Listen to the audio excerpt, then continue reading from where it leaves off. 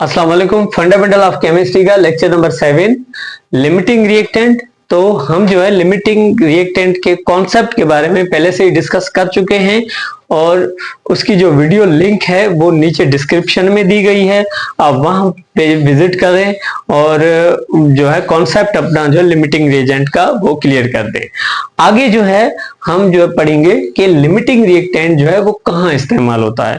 थोड़ा रिवीजन कर लेते हैं कि लिमिटिंग रिएक्टेंट किसे कहा जाता है।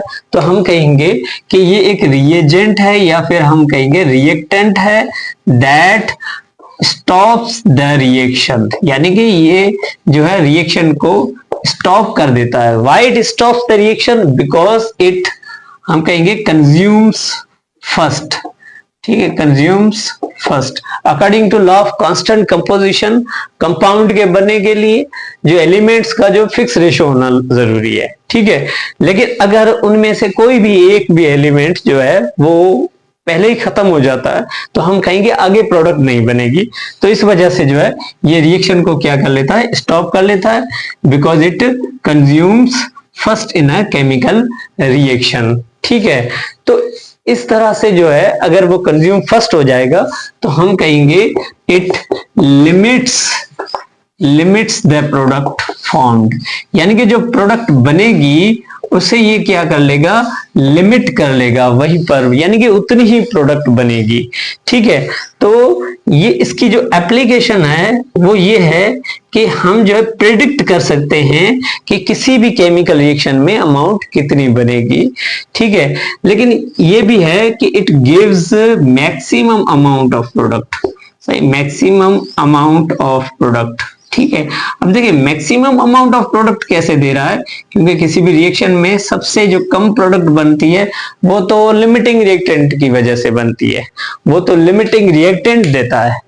सही है, फिर मैक्सिमम कैसे, जो प्रैक्टिकली यानी कि जो भी अदर रिएजेंट हैं जो एक्सेस में हैं उनकी वजह से जो प्रोडक्ट के आंसर आ रहे हैं थियोरेटिकली, तो हम कहेंगे वो कभी भी प्रैक्टिकली नहीं बन सकते। प्रैक्टिकली प्रोडक्ट वही बनेगी जो कि हमें लिमिटिंग रिएक्टेंट दे रहा है। तो इस वजह से जो है हम लिमिटिंग रिएक्टेंट को सॉल्व करने के लिए दो मेथड्स का जो है इस्तेमाल करते हैं। ठीक है, और पहला एक मेथड है दैट इज मोल रेशियो। ठीक है, mole ratio is a short way to calculate the limiting reactant. और दूसरा मेथड जो होता है वो हम फाइंड करते हैं अमाउंट ऑफ प्रोडक्ट, यानी कि जितने भी रिएजेंट्स हैं वो कितनी अमाउंट प्रोडक्ट की दे रहे हैं, जो सबसे कम देता है उसे हम कहेंगे लिमिटिंग रिएक्टेंट। इस तरह से जो हम फाइंड करते हैं। फॉर एग्जांपल आपके पास ए जो कि रिएक्ट कर रहा है बी के साथ और हमें दे रहा है सी। ठीक है, तो इसमें जो कोफिशिएंट्स हैं वो 1 है। ठीक है, तो इसका हम मोल रेशियो कैसे निकालेंगे। सपोज करें हमारे पास 3 मोल जो है वो ए के हैं और जो 2 मोल्स हैं वो बी के हैं। ठीक है, तो यहां पर कोफिशिएंट 1 1 है तो 1 को हम कर लेंगे डिवाइड, तो इसका मोल रेशियो 2 होगा और इसका 3 होगा। तो हम कहेंगे कि 2 वाला जो है that is your limiting reagent. ठीक है, अच्छा अगर सपोज करेंगे हमारे पास कोफिशिएंट जो है वो डिफरेंट है, सपोज करें x is reactant with 2y forming z, तो इसमें जो मोल रेशियो हम किस तरह से निकालते हैं, तो हम कहेंगे हमारे पास सपोज करें गिवन जो है 5 मोल्स हैं और y के जो हैं वो 6 मोल हैं। ठीक है, तो हम डिवाइड कर देंगे इनके कोएफिशिएंट के साथ। ठीक है, तो यहां पर जो हमें y जो है वो that is actually a limiting reagent. तो इस तरह से हम लिमिटिंग रिएजेंट फाइंड करते हैं किसी भी केमिकल रिएक्शन में थ्रू मोल रेशियो मेथड। लेकिन जब आप फाइंड करते हैं अमाउंट ऑफ सब्सटेंस, ठीक है, यानी कि वंस हमें जो है लिमिटिंग रिएक्टेंट फाइंड हो जाएगा इस तरह से, तो हम जो है उसी लिमिटिंग रिएक्टेंट में जो है फाइंड करेंगे कि वो प्रोडक्ट कितनी दे रहा है। ठीक है, और वही हमारा जो है फाइनल आंसर होगा। सही, this is a short way to calculate the limiting reagent. लेकिन हम यहाँ पर सेकंड नंबर पर है अमाउंट ऑफ प्रोडक्ट कि इस मेथड में हम क्या करते हैं कि जो भी रिएजेंट्स हैं उनको हम जो उनसे जो है कितनी अमाउंट बन रही है वो कैलकुलेट करते हैं। फॉर एग्जाम्पल सेम अगर हम कैलकुलेशन मोल्स दिए गए हैं एक्स के और 6 मोल दिए गए हैं वाई के, ठीक है, तो हम जो है दोनों के लिए अलग से जो है निकालेंगे इस तरह से, ठीक है, कि हमें पता है इक्वेशन के मुताबिक 1 मोल से 1 मोल जेड का बन रहा है, ठीक है, तो 5 मोल से कितने मोल्स बनेंगे, that is your answer will be your 5, ठीक है। और y का अगर हम देखते हैं इक्वेशन के मुताबिक 2 मोल्स में से 1 मोल बन रहा है z का, ठीक है, तो गिवन जो है वो 6 मोल है, तो उसमें से कितना बनेगा, ठीक है, तो 2x बराबर हो जाएंगे 6, x will be equal to 6/2 is equal to 3। तो इसमें जो y है वो लिमिटिंग रिएजेंट है और जो z बनेगा वो कितना बनेगा 3 मोल्स, ठीक है। तो इस तरह से हर एक रिएजेंट के लिए जो है हम अलग अलग से जो फाइंड करेंगे कि वो कितनी प्रोडक्ट दे रहा है, और जो सबसे कम प्रोडक्ट देगा उसको जो है हम कहते हैं लिमिटिंग रिएजेंट, ठीक है। तो इस तरह से जो है फाइंड किया जाता है, सही है। वन बाय वन जो है इसकी एग्जांपल्स जो है, for reaction x + 2y forming z, find the limiting reactant and calculate the mole of z formed when 5 mole of x and 8 mole of y are used। तो सबसे पहले हम लिखेंगे equation x + 2y forming z, ठीक है। तो यहाँ पर जो है 5 मोल्स जो है वो दिए गए हैं x के और 8 मोल्स दिए गए हैं y के, ठीक है। तो हम x के लिए और y के लिए अलग एक टेबल बना लेते हैं। तो देखें इक्वेशन के मुताबिक 1 मोल से सिर्फ 1 मोल बन रहा है z का, then 5 mole of x will give x mole of z, then x will be equal to 5, ठीक है। इसका मतलब क्या है कि x में से जो है z बन रहा है दैट इज 5 मोल, ठीक है।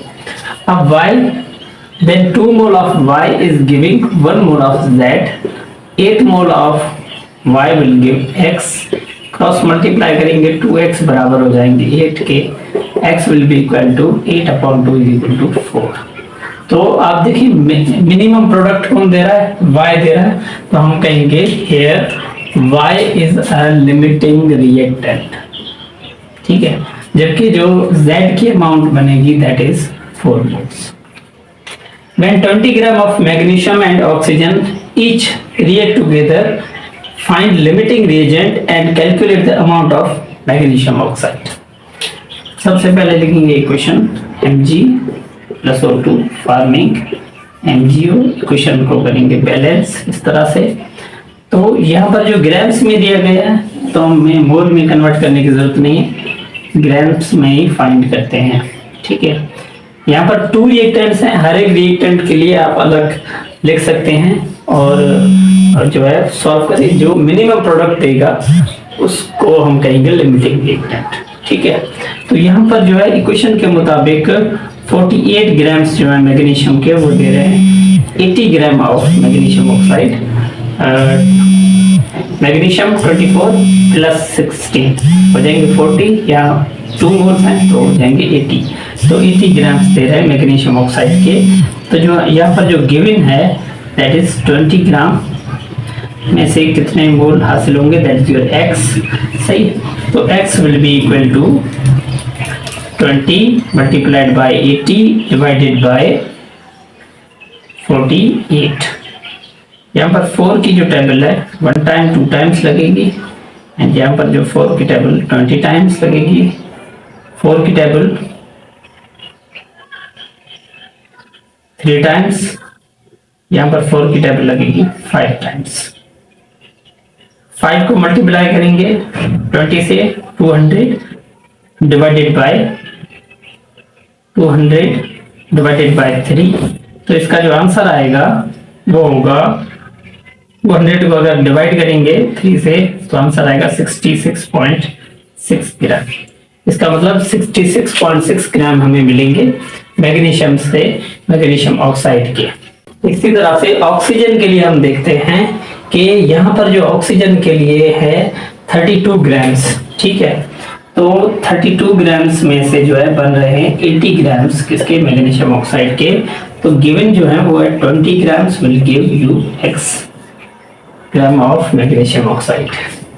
तो 32x बराबर हो जाएंगे 20 मल्टीप्लाइड बाय 80।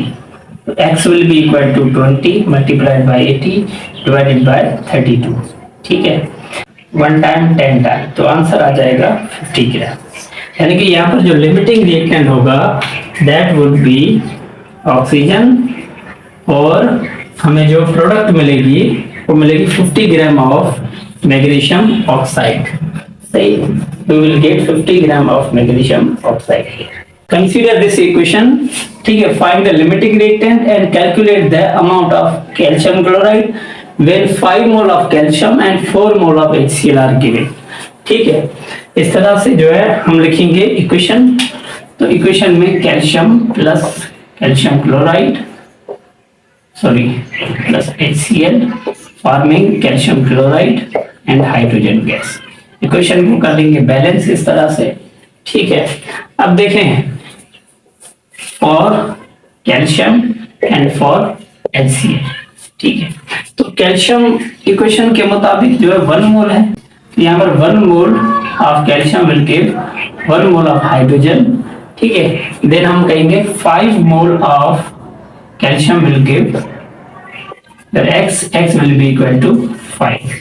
ठीक है, और HCl के लिए जो है 2 mole of HCl is giving 1 mole of oxygen, then 4 mole will give your x। ठीक है, तो 2x बराबर हो जाएंगे 4 के, x will be equal to 4/2 is equal to. तो हाइड्रोजन गैस बनेगी वो बनेगी 2 mole of hydrogen gas. Number 4, how many grams of water is formed when 16 gram of hydrogen and 36 gram of oxygen react together? ठीक है, तो पहले हम लिख लेते हैं इक्वेशन। तो इक्वेशन के मुताबिक H2 प्लस 2 फॉर्मिंग H2O।